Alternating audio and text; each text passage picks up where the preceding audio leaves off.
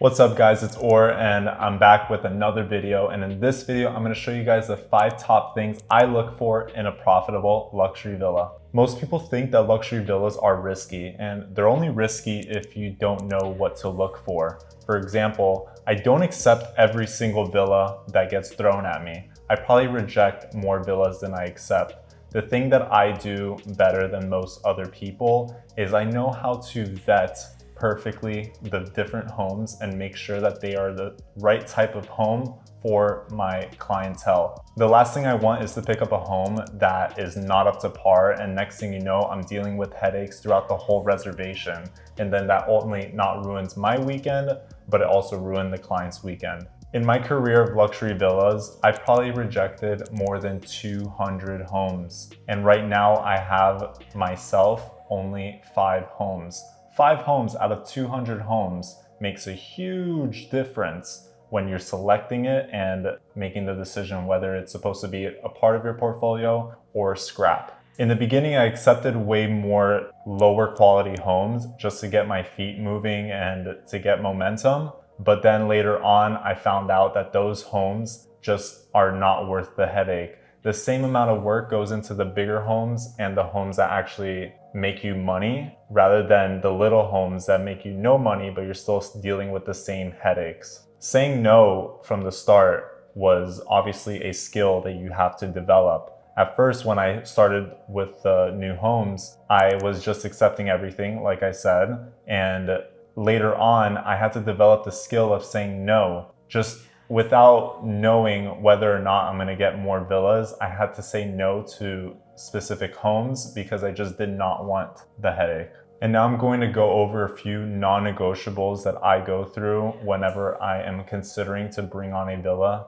to the program. Number 1, location. Location matters the most. It's not only about how far it is from a hot spot, like let's say Miami. We can't pick places that are too far west or too far south from the hot spot of Miami City, like the downtown area, or Miami Beach. You want to pick homes that have experiences close to it, in proximity to it. So let's say something that's close to a well-known restaurant, or even a group of restaurants, or a mall, or a club, or somewhere that's a tourist spot for people when they come down. That could be your selling point when you are pushing out that villa. In my career, I found that most people will pick over a location over how the house actually looks. I had this one house, a 9-bedroom home that was super modern, super nice, but it was out in the sticks, in the boonies. There was nothing to do around there. And that house barely got booked, even though it was a very beautiful home.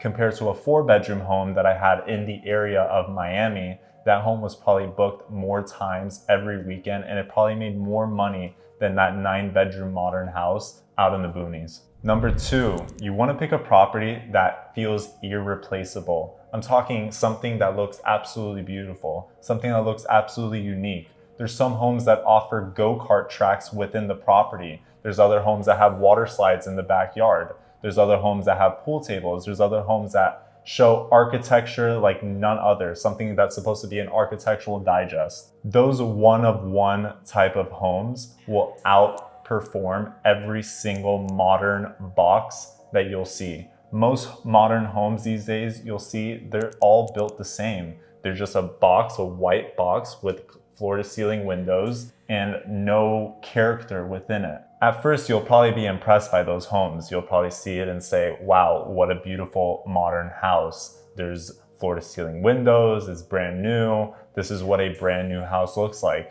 But then you'll start to realize that all these modern homes kind of look the same. They all have the same style. They all have the same finishes. There's nothing unique about those properties. That's why you would rather pick the homes that have something unique about it. Something with like a, let's say in Miami, there's a Spanish style villa, something that's like has history to it, and you could explain the history, because what you're trying to do is build an experience for someone rather than just a regular stay. Another reason why I would pick newer homes versus older ones is not only the character of the home, but also the scarcity of the inventory within those homes. There's so many new properties, but there's only so many that actually have a character to it. So With that has limited inventory, and with that builds scarcity within this area of inventory.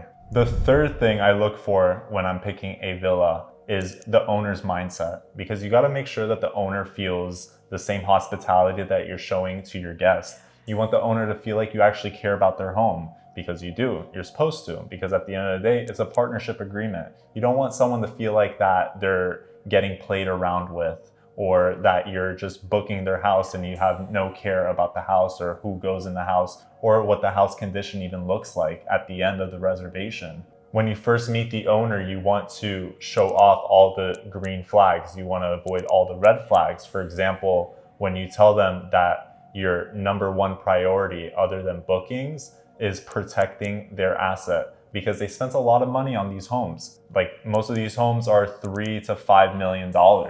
And that's a lot of money for some people. And you want to make sure that you are protecting that asset for the owner. You also want to come off as someone with a partnership mindset. You want to show the owner that you're in it with them.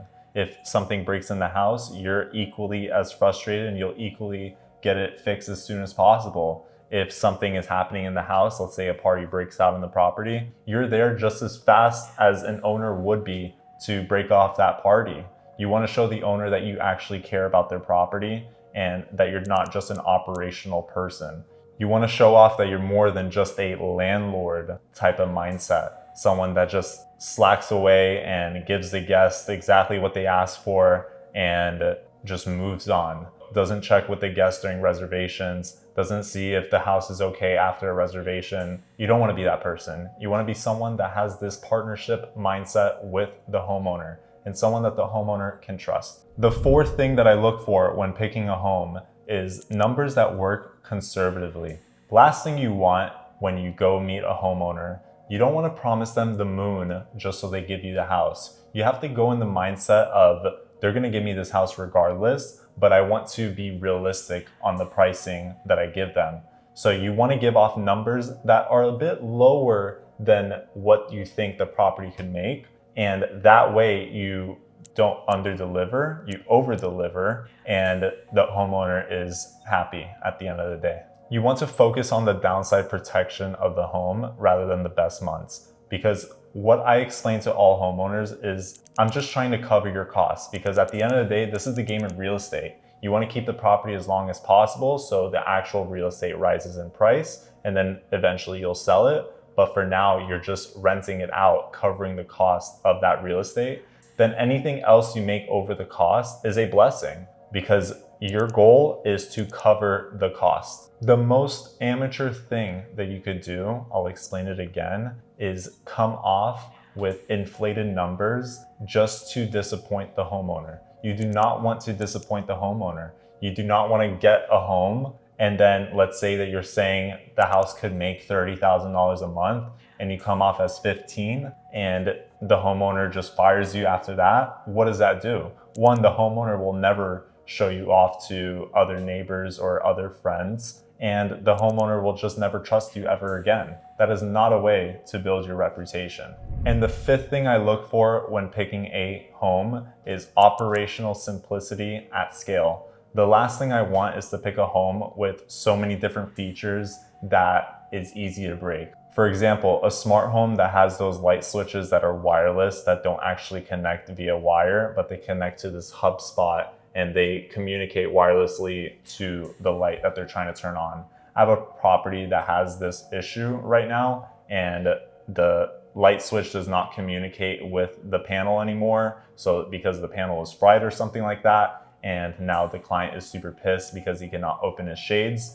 and he cannot turn on the lights. So that is an absolute nightmare. Another thing that I see is those luxury stove tops that are very, very complicated to use. Well, to the person that actually owns the home, it's probably easy to use, but they definitely had to learn a few things in order to use it. And it's just not something that a guest could really learn in a couple of days. And it's just frustrating to the guest, and it'll be frustrating to you to have to go show the guest exactly how to use the cooktop. Another thing that I've seen are those beds that fold up or bring you up with a remote control. Those things break like crazy. It's something that most people have in their luxury homes if they are living in it, but it's something that is completely unnecessary for a rental. Some people just want regular beds. You don't need to overcomplicate it. Just get a regular bed. Another thing that I'll look for is properties that already have everything in place. They already have their own cleaning team. They already have their own maintenance guy. They already have everything in place, and all they need is just someone to bring in bookings. That is the easiest type of property to deal with. So I just wanted to remind you guys again that this is a filter, not a formula. And this is exactly what I teach inside Rental Copilot. And another thing that I show is live deal breakdowns within our Discord. Now you need to ask yourself, are you selective enough when it comes to homes?